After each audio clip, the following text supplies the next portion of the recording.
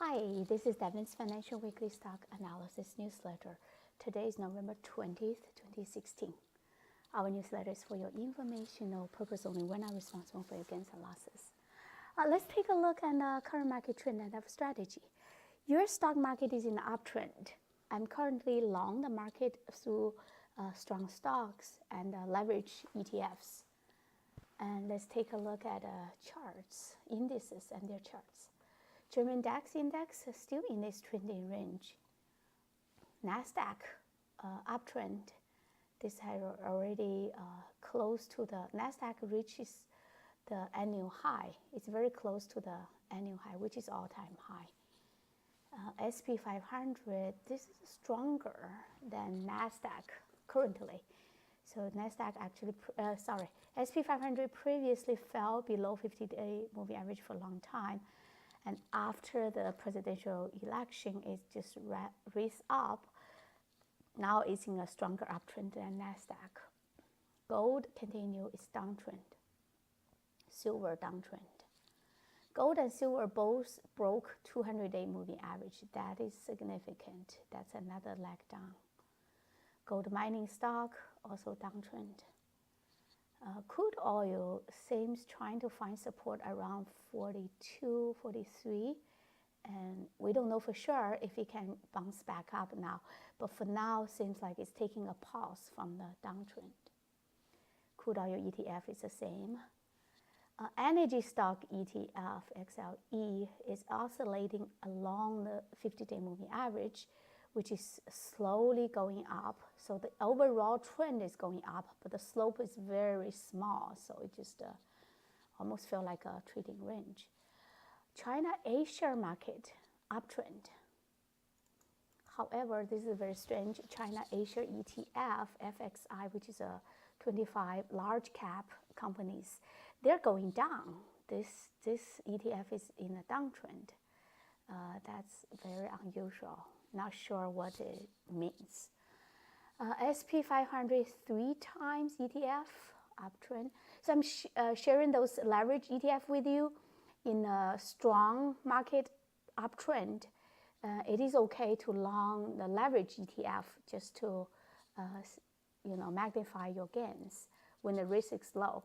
However, if the market is not going anywhere, if it's going flat, or if it's going down, those leverage ETF, it's not good. So only when the market is going up and long the leverage ETF can magnify your gain. So SPXL, this one is 3 times correlated with the SP 500 index. TNA, this is 3 times correlated with the small cap index. Small cap is very strong in this market. It's much stronger than the large cap SP 500. So you can see it's a very strong uptrend. And if you haven't bought it yet, it's better for it to wait for it to pull back a little bit than buy it instead of chasing the high. FAS, this is 3 times financial ETF. Again, financial sector is also very strong. This is a breakout point right here, breakout from this flat base. That's the best time to buy this ETF. Now it's a little too high. You should wait for it to pull back. This SOXL, this is a 3 times semiconductor ETF. It's correlated with the semiconductor index 3 times.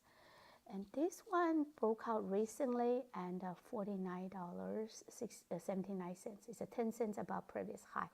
That's the day when they broke out from the flat base. Also, that's the day when I bought it. And now it's already, still within, no, it's more than 5%. It's more than 5% of the breakout pivotal point. So we should wait for it to pull back to the major moving average and then buy.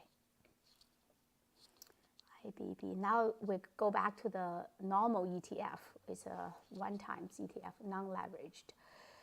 This is a biotech ETF. Let's just look at those ETF for its trends. Biotech ETF is still in a trading range. Well, actually, it broke out from the previous downtrend. It reversed the downtrend. it looks like it may go to the uptrend, but it still has resistance from the previous high.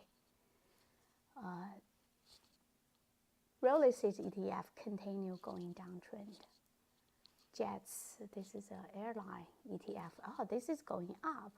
This is a breakout, $24 right here. This is a breakout.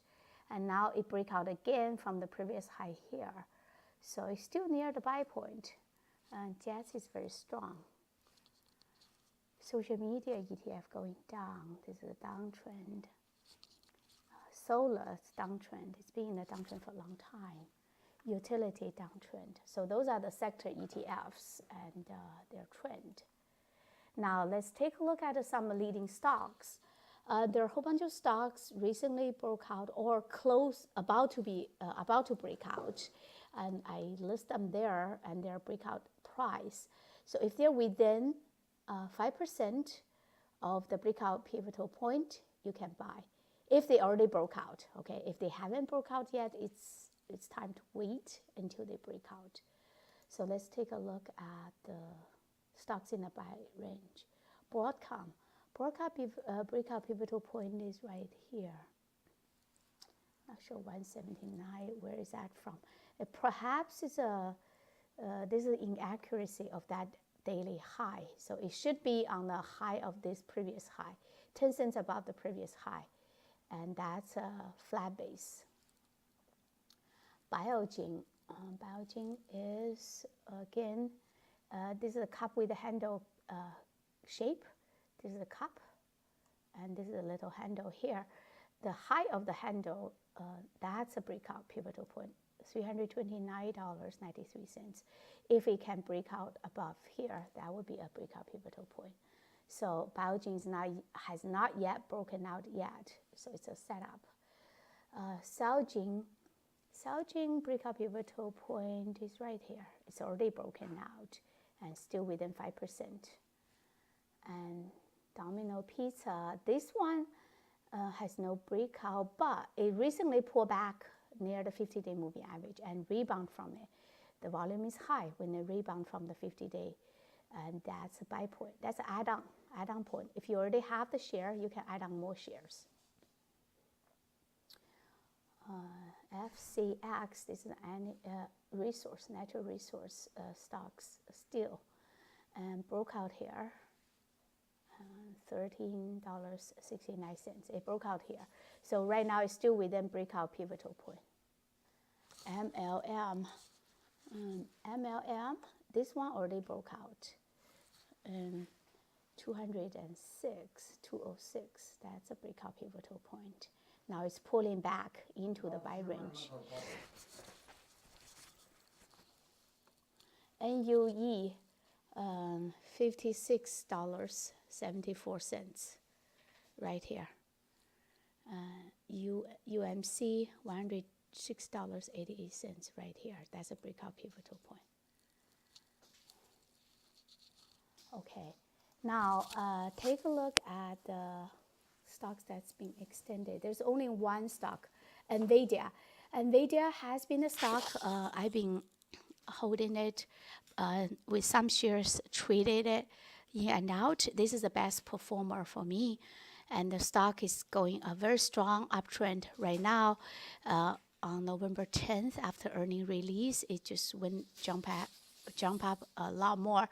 So for now, there's no buy point, but if this stock pull back into moving average, and that will be another buy opportunity. Okay, now the last list are the stocks they're about to report earning next week.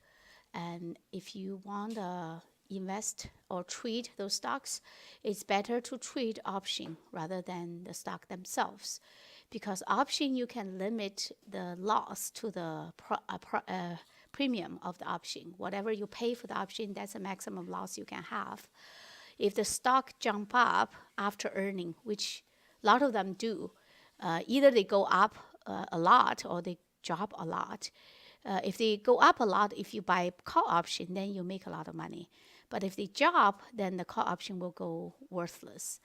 On the other hand, if you buy put option, then if it go down, you will make a lot of money. If it go up, your option will become worthless. So use option to play earning. That would be a better strategy than directly long the stock. So the JACK that will report. Let's take a look at the charts. JACK will report earning Monday after close. And this stocks is right now in a base. So that's even better. If the stock is making a base and if it has a very good earning, often that earning will make the stock jump up and break out from that base. Palo Alto Network, and Monday after close, it will report earning. It's also in a base. Well, kind of like it. It's a cup base. VEEV. This stock is in a cup base as well. And Tuesday after close, it will report earnings. So all three stocks will report earning early next week. What to do in this market? And this market is strong. The trend is very strong going up. And also we're near the holiday season. And it is usually, based on statistics, there is more years market will go up. I'm talking about general market. The overall market in US will go up between Thanksgiving and New Year. And usually it reaches a small peak between the Christmas and New Year. So this is a good time to long the market. You can long with the stocks or you can long with the ETFs if you're not comfortable with the individual stocks. That will be all, and see you next week.